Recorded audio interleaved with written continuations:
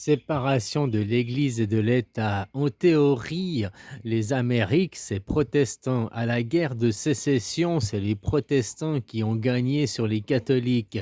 C'est les travailleurs qui ont gagné sur les esclavagistes, hein, les planteurs de coton, quoi.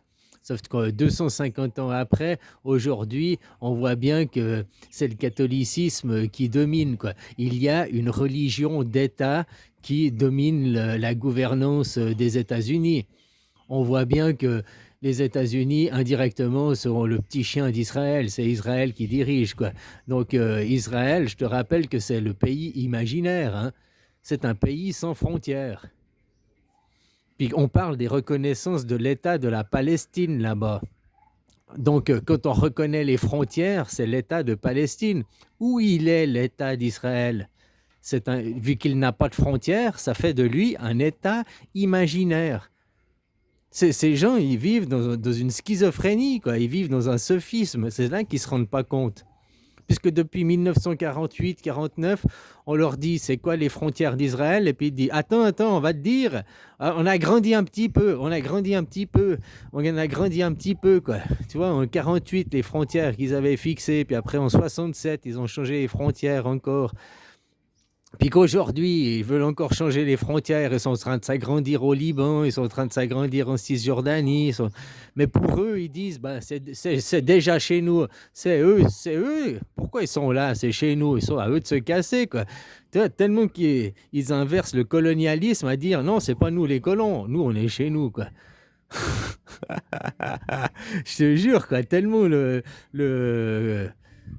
c'est comme qu'ils ont bombardé l'école au Liban, quoi, en Iran, quoi, le premier jour des bombardements, l'école au Liban. Et puis ils disent non, c'est pas nous, c'est les Iraniens qui ont fait une fausse manipulation. Oh, c'est pas nous, quoi. Je te jure, mais il manque pas de toupet, quoi, franchement, quoi. Dans l'hypocrisie, quoi, dans le. Ouais, voilà, quoi. Donc maintenant, aujourd'hui, les États-Unis, ils sont en train de se rendre compte, les Américains, qu'il y a une religion d'État, alors que soi-disant, ils sont protestants et c'est une démocratie, puis qu'il n'y a plus de religion d'État. Ah, tu comprends ce que je veux dire? Ce qui a déclenché la guerre, bon, c'est le prix du baril du pétrole, parce qu'il en va de la survie des Amériques. On est d'accord, mais ça fait aussi derrière qu'on mène à une séparation de l'Église et de l'État, quoi. Et séparer l'Église et l'État, enlever les rois et les maîtres pour devenir ni Dieu ni maître, c'est-à-dire rentrer en démocratie directe, un système anarchique. Et l'anarchisme, c'est pas comme tu crois à la télé. Oh, Marie, on se tape. Ça, c'est ta croyance à la télé. En Suisse, le taux de criminalité, il est bas. Puis tout le monde a un fusil, quoi. Et les Suisses, ils sont armés, ils sont même plus armés ou autant armés que les Américains. Par contre, le taux de criminalité, il est pas élevé. Donc, tu vois, c'est pas le 1. Voilà, il y a un système d'éducation, il y a un système de valeurs, voilà, il y a d'autres choses qui rentrent en compte que, hein. Donc, tu vois, l'Amérique, soi-disant, la guerre de sécession, il y a 250 ans en arrière, les protestants ont gagné, sortis du catholicisme, sortis de l'esclavagisme, et aujourd'hui, ils sont les petits chiens d'Israël, les petits chiens d'une religion. C'est le catholicisme. Trump, il dit...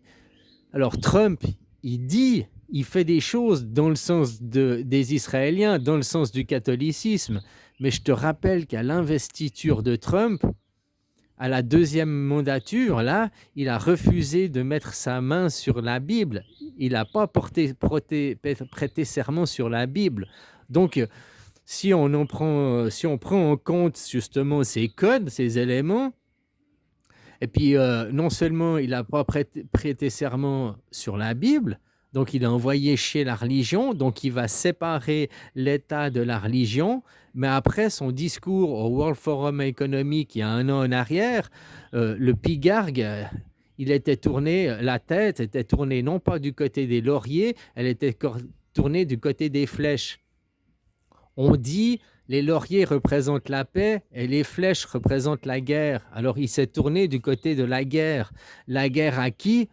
Bah, à la religion, vu qu'il a refusé de prêter serment sur la Bible pour sa deuxième mandature. Donc il est en train de ce qui se passe derrière, en arrière-plan, il fait ce que ses maîtres, ce que ses maîtres le tiennent par la peau des couilles parce qu'il a des casseroles, l'affaire Epstein et d'autres choses. Il est tenu en laisse par ses maîtres, mais en même temps, il est en train de se rebeller contre ses maîtres en ayant justement pas prêté serment sur la Bible, donc pas prêté serment sur la religion, en se mettant en guerre. Les lauriers, ça représente... Les lauriers, tu peux dire que ça représente la paix, mais les lauriers, qui porte la couronne de laurier? Jules César. Donc les lauriers représentent l'empereur. Les flèches, il y a plusieurs flèches. Et qui tire les flèches? Les petits soldats. Donc on peut dire qu'ils se tournent du côté de la guerre à la religion, mais aussi pour être du côté des petits soldats, donc des travailleurs, des petites gens. Moi, je prétends que c'est ça ce qui se passe en arrière-plan. Et puis, symboliquement, on voit une naissance. Il y a 9 mois en arrière, ils ont fait boum boum. Puis aujourd'hui, il y a la naissance de la démocratie qui est en train de se faire au Moyen-Orient. On peut voir ça comme ça. Puis en même temps, on peut voir la guerre des 12 jours, parce qu'il y avait aussi des manifestations pour la démocratie il y a 9 mois en arrière, là, au mois de juin. Et puis ils ont fait la guerre des 12 jours. Parce que cette démocratie, cette révolution qui émerge en Iran, c'est comme les Gilets jaunes. C'est un truc qui vient du peuple. C'est pas un truc organisé de la CIA. C'est pas une opposition contrôlée. Ils n'ont pas le contrôle dessus et main mise dessus, quoi. C'est pour ça. Voilà, quoi. C'est aussi pour ça que Trump il dit à vous maintenant, peuple iranien, de prendre en main votre destin. Ben oui, c'est à eux de demander la démocratie et d'instaurer la démocratie. Mais là, qu'est-ce qu'ils sont en train d'instaurer? Un nouveau ayatollah. Donc, ils continuent dans du... C'est des protestants, ok, mais ils fonctionnent aussi de manière catholique, ils fonctionnent de manière hiérarchique avec la religion qui domine l'État, quoi. L'ayatollah, il va nommer ses ministres, comme toi, le président. Le président, il arrive, la religion qui suit, il va avec, et puis il nomme ses ministres, il fait, voilà quoi, démocratie représentative. Hein? Donc il faut vraiment arriver à cette séparation. Et moi, je pense qu'en arrière-plan, justement en analysant un petit peu plus finement, puis en prenant en compte qu'il a refusé de prêter serment sur la Constitution lors de sa deuxième mandature, que le pigargue, il regarde du côté des flèches, la guerre, mais c'est les flèches, il y a plusieurs flèches, donc pour tirer des flèches, il faut des archers, donc c'est le petit peuple, les petits soldats. Il se tourne de ce côté-là, il envoie chier les lauriers, il envoie chier l'empereur, il envoie chier la religion.